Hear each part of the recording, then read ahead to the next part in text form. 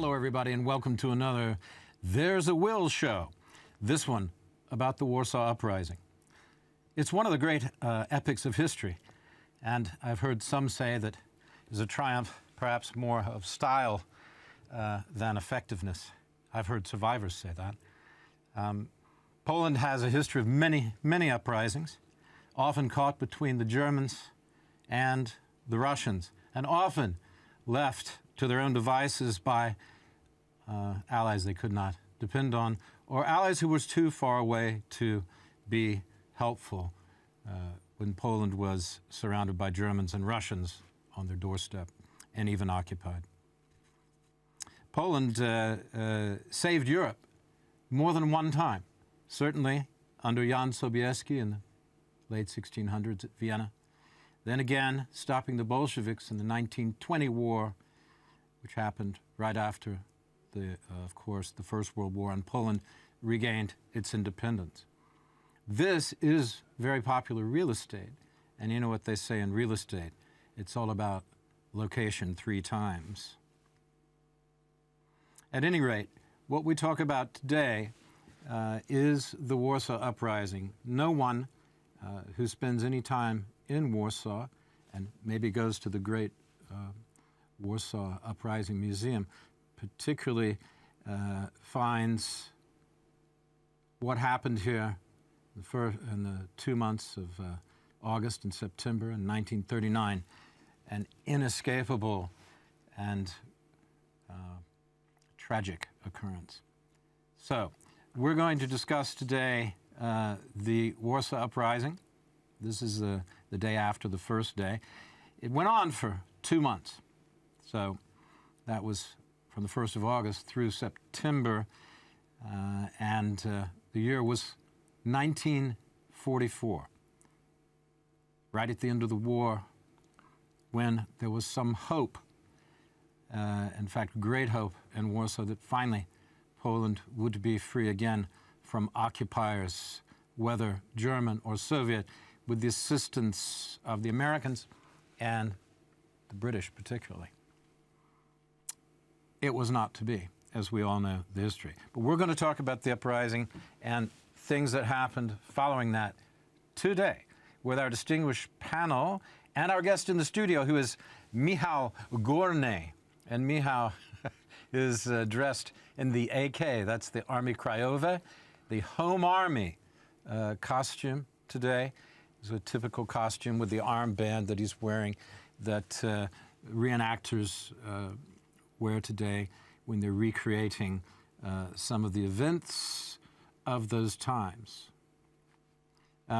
He's also, are you armed? Are you armed?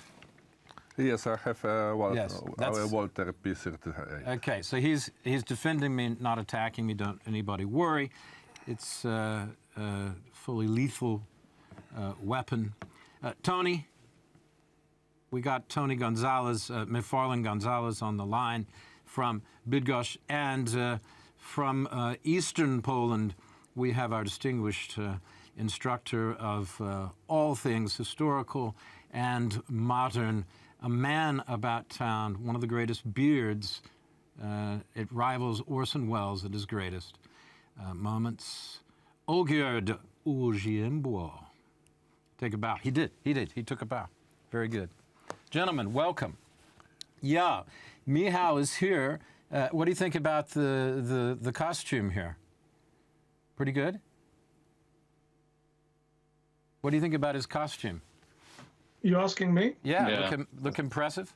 Show him the armband. Well, I know the man. He has a lot of very impressive historical garments. So he has the whole gamut, does he? Yeah. Michał, were you doing some enacting yesterday? Because this is the 2nd of August. We're recording this. Yesterday was the first. No, yesterday I did not enacting because what? Yesterday was the first day of the uprising. Yeah, remember it.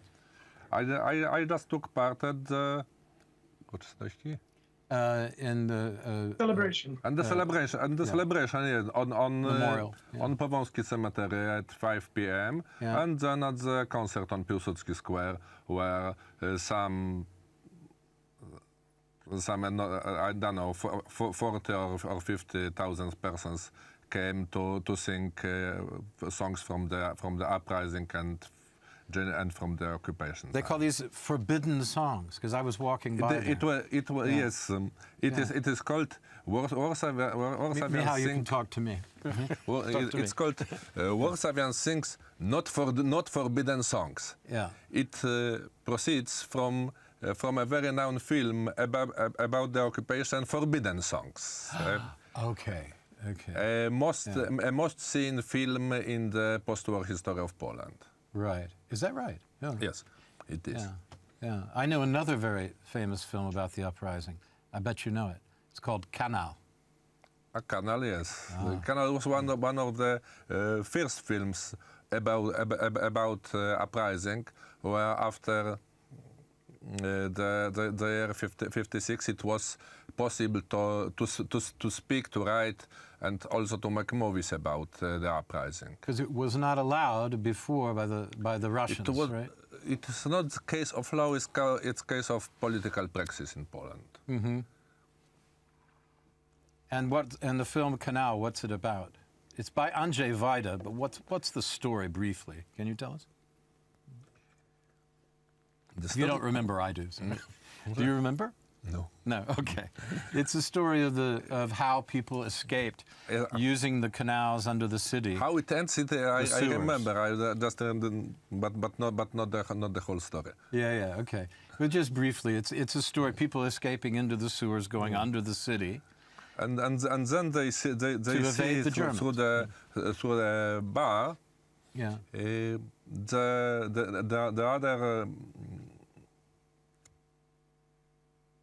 The other bank, right. The other side of Vistula River. The other side of the river.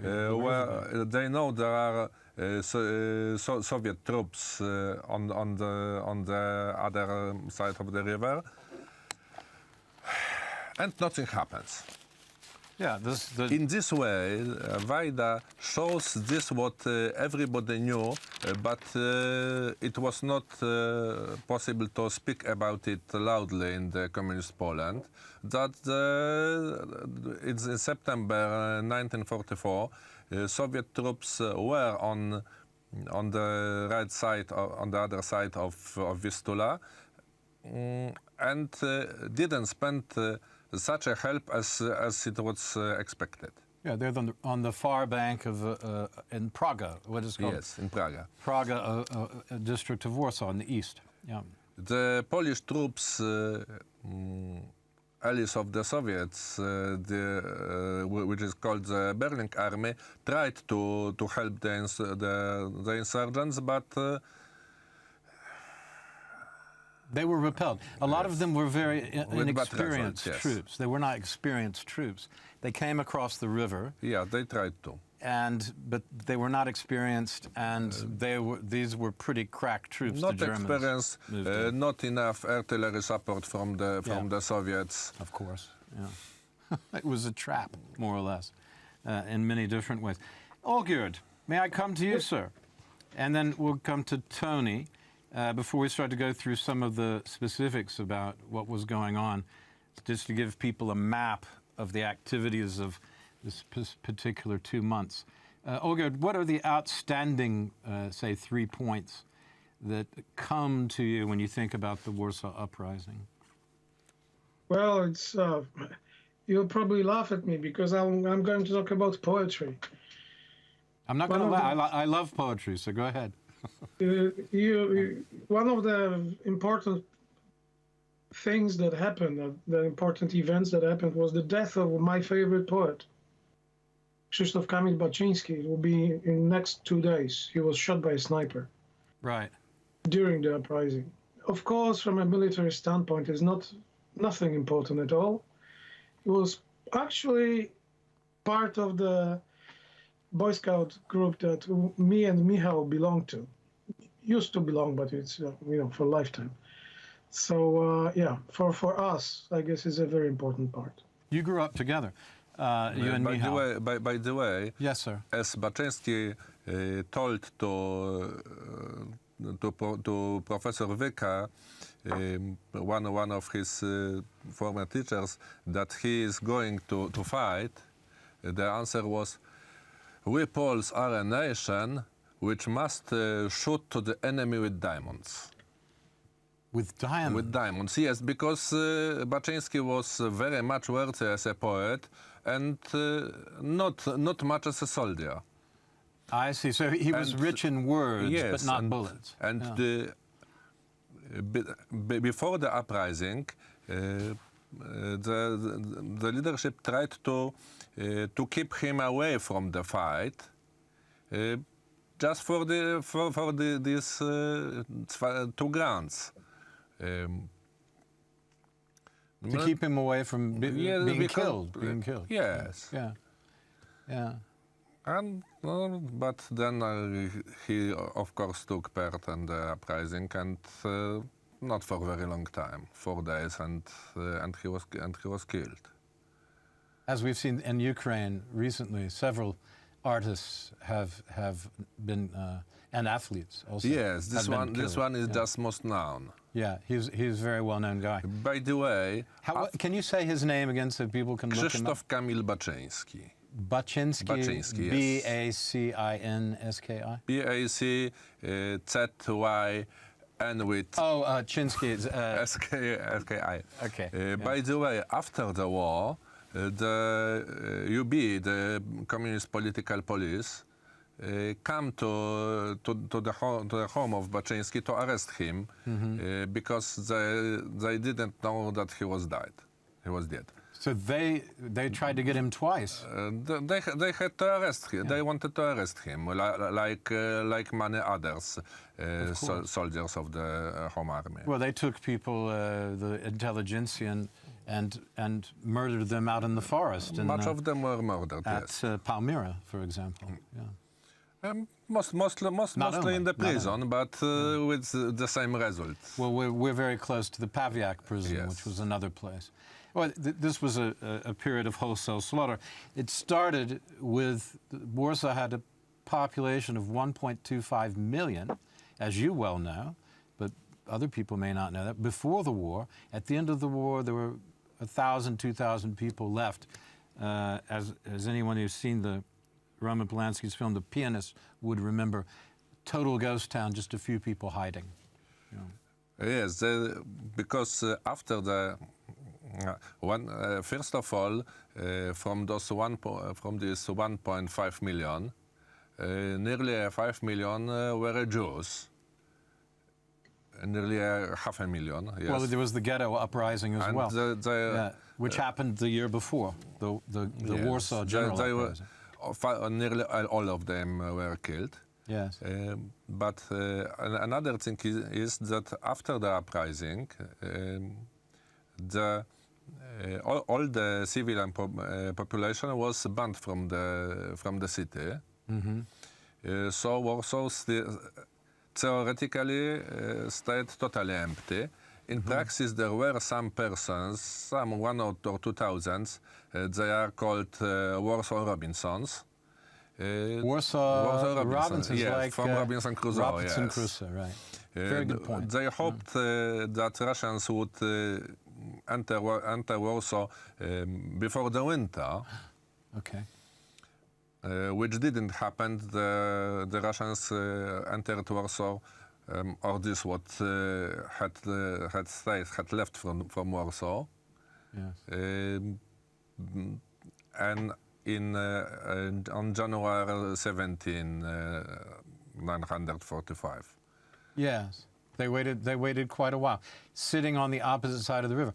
This is one of the most important things to, well, I talked about it in the introduction, that here you had the Germans and the Russians. Now, Olgierd, you might jump in, Tony as well.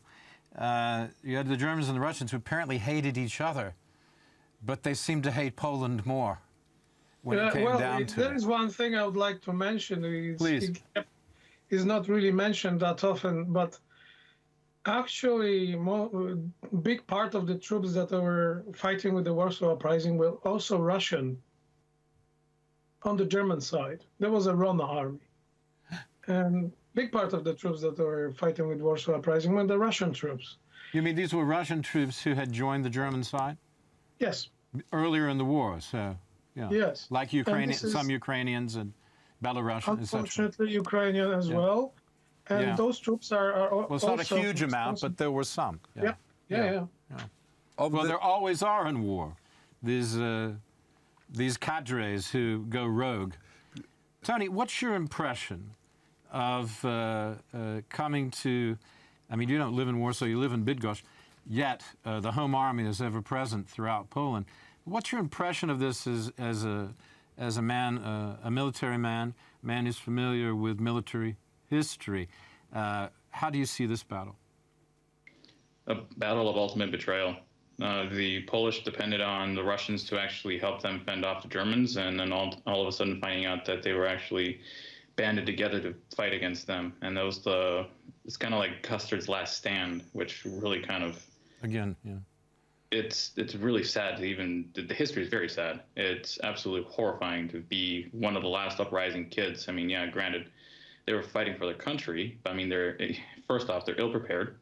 They didn't have enough of the weapons to go around. They didn't have any backup of artillery, which the Russians and the Germans both had them on each side. And how their intelligence was absolute crap because they're fed, they're being fed false intelligence on both sides. So they were getting false intelligence from the German sides, from their operatives, that were getting intelligence from the Germans, and they were getting false intelligence from their Russian counterparts to tell them that, hey, that we're going to be getting you guys intelligence. The Germans are doing this. They're getting false numbers. It was just a travesty. And honestly, looking back now, you see hindsight's 2020, but that's always the case in everything that we do. Yeah, it's a very good point also about the intelligence, because even though Poland had spent several years, Michał, as you know, getting ready with the London government, had been preparing with the AK, the Home Army, here in Poland, the secret army, to create this uprising at the right moment. They thought it was the right moment, but their intelligence was still pretty weak, as Tony's pointing out, to the point where the Germans seemed to know, even though there was a very small force. This is important. Only a couple thousand Germans were left, German regular troops. It was mostly police, German regular troops. Very few were left right at the beginning, on the 1st of August. And 10,000 or so. How much? 10,000 or so. Well, those came soon after, I think. But maybe it's more than 2,000. But there were a lot of troops who came within the first week. We'll get to this point as we go through more of it. Yeah, but there were not so many troops here. The Germans seemed to know more about what was happening than the Poles did. And the one thing that the Poles absolutely needed to have was better intelligence and organization. Do you know what was the percentage of weapons? There were 38,000 people roughly in the Home Army, a lot of them women, messengers and nurses, etc. What was the percentage of weapons? It was diverse in diverse troops, but at the beginning, but generally, yes, I mean at the beginning also. Yeah. But if a troop had weapons for, I don't speak about grenades, but pistols, guns, and so. If there was in some troops there were weapons for 30% soldiers, it was good. 30%? Yes. I've heard as low as 15%. Some of them, the idea was we will surprise the Germans and capture weapons, right? Which partly happened, and in September most fighting insurgents had weapons, and not only grenades or even no Molotov weapon. cocktail type things, you mean? Yeah. The Molotov cocktail was also popular. Yeah. And successful. It's interesting that... By the way, Molotov cocktail is proverbial in Poland for heroic fighting. To go with a bottle against the tanks. Because you go the bottle of gas. And of course how to say. We remind us of all this, hearing that Dano in Kyiv or in Odessa, people are preparing Molotov cocktails. Yeah. Generally. Who was Molotov? What? Who was Molotov? Molotov was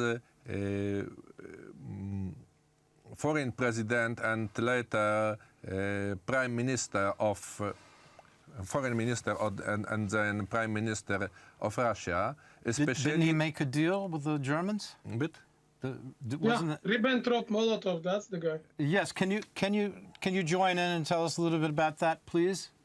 Well, Ribbentrop-Molotov was something that Russia denies Thanks that for that. actually Yeah, happened. very good.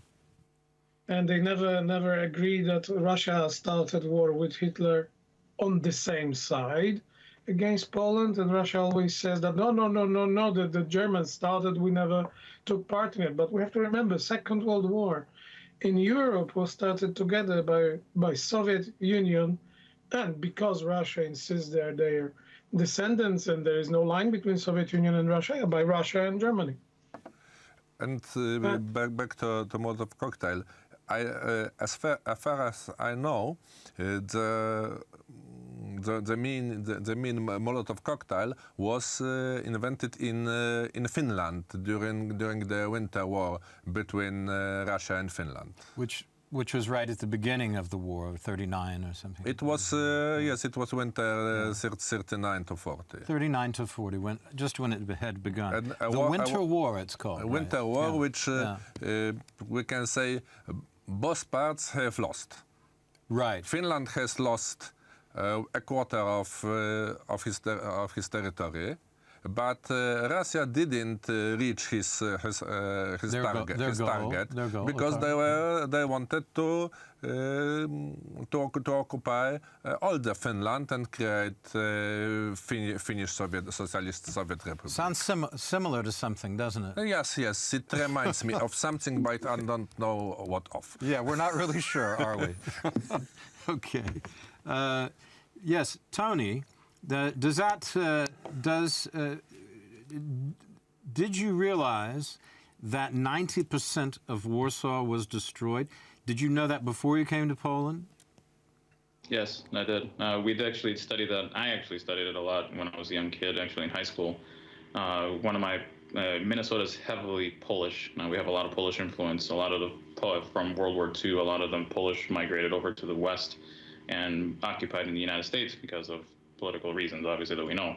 But yeah, so it's a huge family history. So we always teach about how World War II started and how World War I started and how the effects affected Poland and how Poland didn't exist for a certain amount of time. And then it regained its independence again in 1918 with the Warsaw Pact.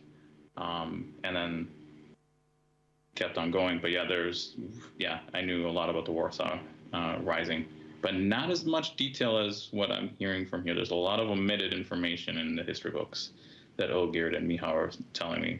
And a lot of the stuff that I read this weekend, so it's really intriguing. Yeah, it's an endlessly fascinating story. Michał, have the last word. We've got a break after this, but have the last word. Warsaw was lost in, we can say, 4 phases. First, September 1939,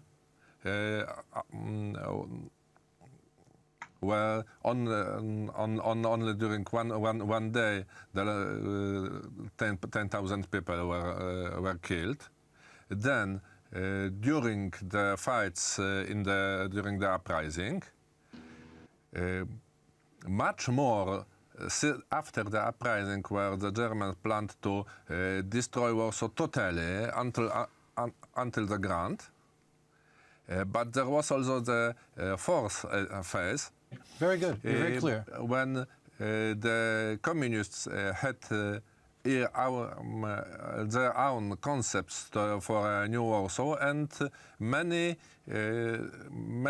buildings in good state were destroyed to build something else. To build monstrosities. Especially the Palace of Culture Palace of in Science. Culture, yes. The famous building in the center of Warsaw, which is gradually being covered by new skyscrapers. Okay, thanks for watching. We'll be back after the break with more from this great panel. Thanks to Michał, and a re-enactor, for being with us. And we'll be back after these messages. Enjoy.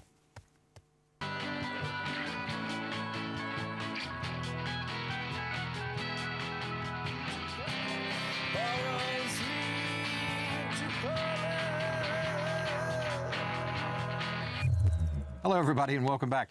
I'm sitting in the studio with Michał Górny, who is a reenactor, but by trade a translator, right? You're a translator, aren't you? Tłumaczyć. Yes. Tłumaczenie. Yes, I worked a long time as a translator from German and Russian. German and Russian. Yes. Well, that English is simple for you then, yeah. As you have heard, not quite simple. You're doing very well. me. I have to stay on my toes, believe me, to keep up with you. And we have on the Skype our friends Olgierd Uziembo. I call him Professor, and he always argues with me. And we have Tony McFarlane Gonzalez to give him his Anthony. Tony. Those were. Antonio. Don't you hate when people do the quote thing? Tony McFarlane Gonzalez, right? With the Yes. quotes, so you know, yeah, that Tony is a nickname, right? Yes, and only respond to Anthony when I'm in trouble. Only respond to Anthony when you're in trouble. So Anthony, by the way, no, you're not in trouble. Welcome back to the second half of the show. Thanks for being here, guys. Alert Thank you. from low battery. What? Yeah, What? computer. Sorry, guys. I thought that was Olgierd imitating a Hal from 2001. Anyway, and thanks to Michał Michał for being in the studio. Thank you for being here. Okay, yeah, one of the things that we were talking about during the break, which is important, is the role of scouting in not only reenacting, but also in the Warsaw Uprising itself. What's the history of scouting? Because you were in Poland, and you were in the same scouting troop as was Olgierd when you were kids. The beginnings of the scouting it's a time where Poland didn't exist as a state, but was part of three states of Germany, Austria, and Russia. And of course, all the Poles, or nearly all the Poles, find it to be a providorical situation. Providorka? Providorical situation, temporary. Temporary situation. Yes. Right. Everybody wanted to change it. It influenced all the areas of the life, and also the beginning scouting. The creator of Polish scouting, Andrzej Małkowski, said once, Polish scouting is world scouting and independence. Okay, so it's a way of... Originally, you've got Lord Baden-Powell, and his idea was to help during the Boer War, wasn't it? The Boer War. You Yeah, mean the that's war right. in South Africa between the Boers and the British Empire. That's the early 1900s. And that is true. It was a sort of quasi-training for military. Empire, that sort of thing. The schools then were it for the was elite. developing- Then you had this for the rank and file. Developing Yeah. in the beginning of the 20th century, when it was reaching Poland. Actually, I can speak because both my grandfather and his sister were in Boy Scout in scouting movement in pre-war Poland, even pre-Poland, because it was still not existent as a country when my grandfather joined it. He was only a few years old, but it was early scouting movement, and it was not only preparation for military, but also kind of a self-improvement kind of idea that you're supposed to educate yourself. You're supposed to learn a lot of new things. And one of the things that was always interesting for me, especially after I joined Pomarańczarnia, that's the Boy Scout troop we were talking about, was when we read about Second World War Pomarańczarnia, I really appreciated the thing that those guys, young guys who were fighting, they were really thinking about how to fight, what to do, and they were for lengthy periods considering should they be killing people, whatever the name is in which they are killing, because that's how the scouting movement taught them. So there was a moral dilemma at the center of the training. But I think you've raised a really interesting point that we only touched on before, which was that many of the fighters in the Warsaw Uprising were very young. Yes, not as yes and no. Meaning, Okay. there is a myth that Warsaw Uprising was something like Children's Crusade. Of course, it was not. Yeah. The rule was that to fight, you must be 18. Of course, in the conspiracy, it was not possible to verify the age. Nobody came to the conspiracy with documents with date of birth and real name in it. You mean to the uprising, to the secret organization? If a boy it was a conspiracy. Yes, if a boy came and said, "I'm 18 and a half," well, perhaps you are no. You look as 17, but it doesn't prove anything. Yeah. Another thing is that really young boys, sometimes also girls, took part in the, as young as, don't know, 14, sometimes even 12, took part in the uprising as messenger, as postman, because there was a post in Warsaw during the uprising. It was also a very dangerous job, and some of them were killed by snipers. I heard that a lot of the girl messengers, particularly, were a lot of girls were messengers, and a lot of them were killed. Yes, also young girls. Sometimes in the as sanitaries in hospitals and so on. Nurses and. But nurses, yes. Yeah. Also, the youngest boy I know, he was fighting, really fighting with weapon in the hand. Witek Modelski, nickname Warszawian, was 12. There's a statue to him. Yes, in the old town. He was killed at his 12. I was yesterday on his grave because my wife and me had to fire the lamps on the grave, and so you're lighting candles on their graves. Yes, okay. And our daughter also found one, just Witek, and we also were on his grave in the square part of the Parasol Battalion.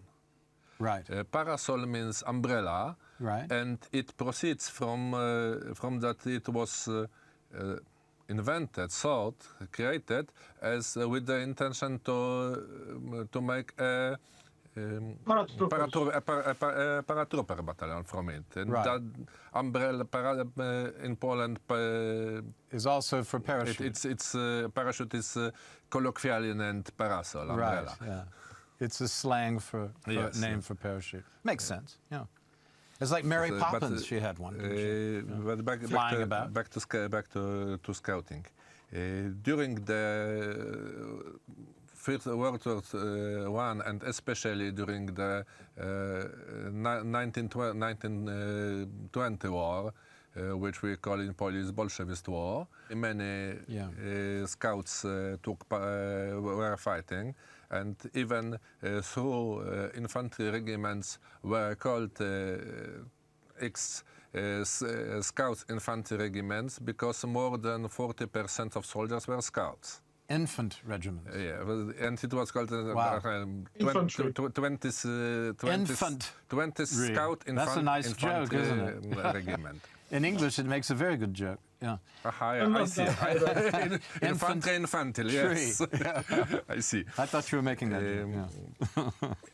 Yeah. And between the wars, in Polish scouting, also the it was more important to learn to shoot on other things which are necessary during the war as than in other countries. It was a kind of preparation for military service or for help service for girls. Well, yeah, for aiding the boys who were fighting, or the young men. And just to aid you in a moment is like the preservation of memory and the creation of a myth is important. I reckon that, and that's the generation we come from with Michał, is that for our generation, quite an important part of creating a myth that allowed us to actually not get infected with Sovietism was also Boy Scout movement, which was regaining its independence at the time. And there were independent scouting organizations from the communist scouting, which they took over. And yeah, we learned a lot of history, a lot of facts. We actually were encouraged to look for history, to ask people questions by scouting movement. And it was less military than just simply developing our, thinking, cognitive abilities, and also learning history. Hey, moving on from the scouting, thanks for that from both of you. Are you aware of the beginnings on the 1st of August, what the first movements were of the day that started the uprising? Because it's supposed to start with a general call at 1700.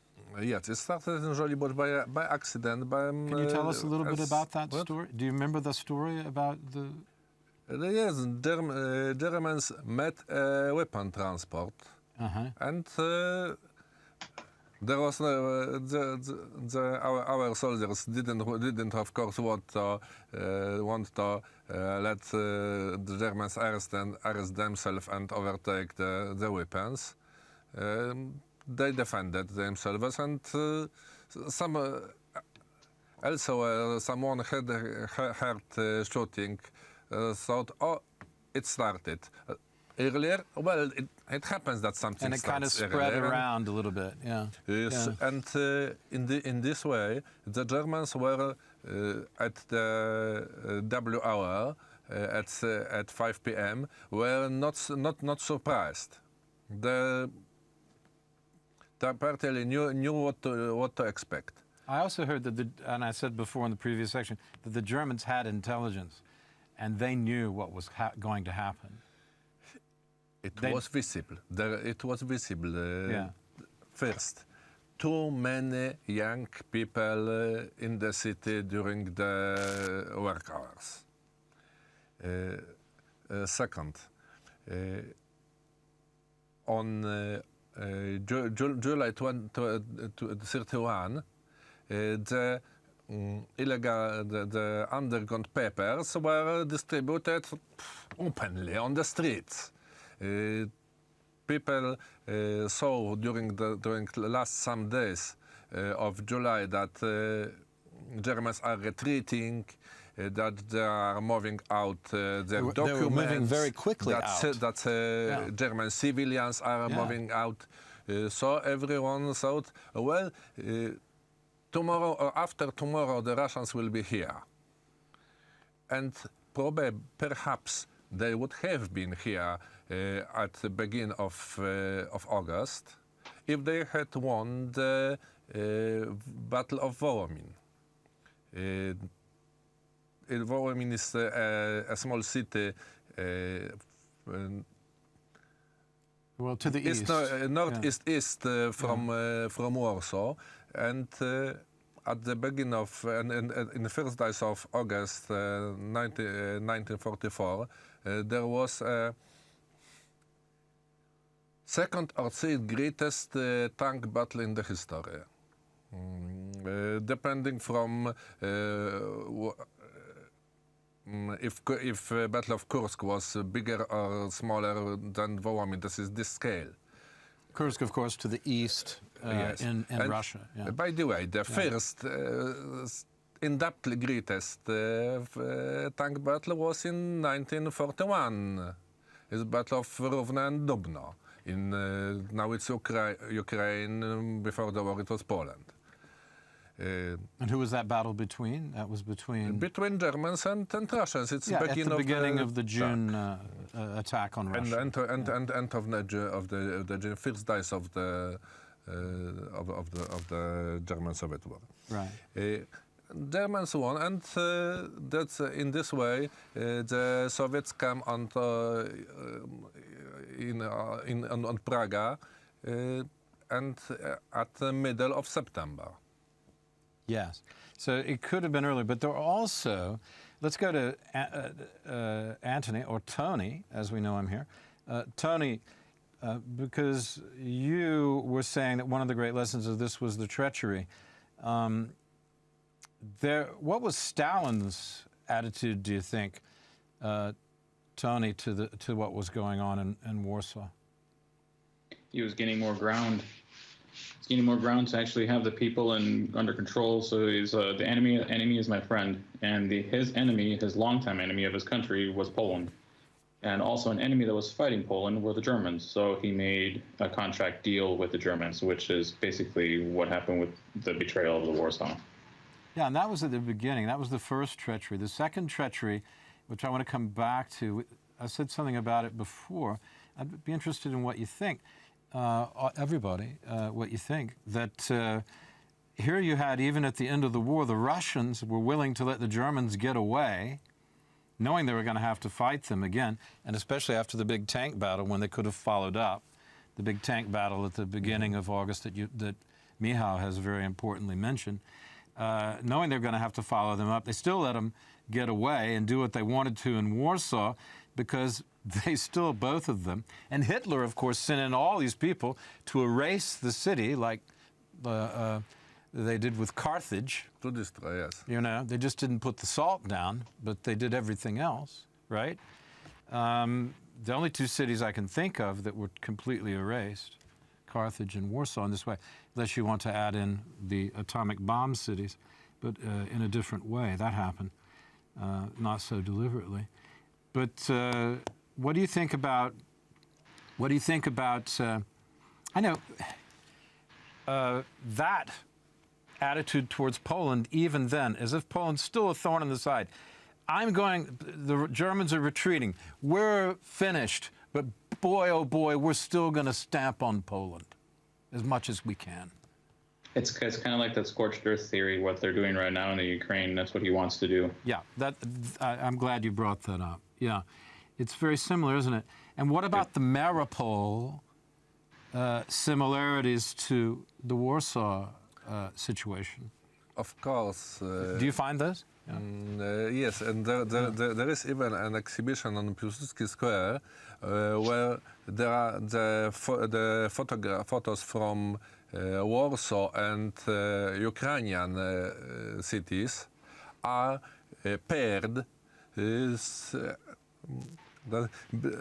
is one photo, Warsaw 1944, and another much very similar. Another object, but another building, another street, but destroyed in a similar way. Mm-hmm.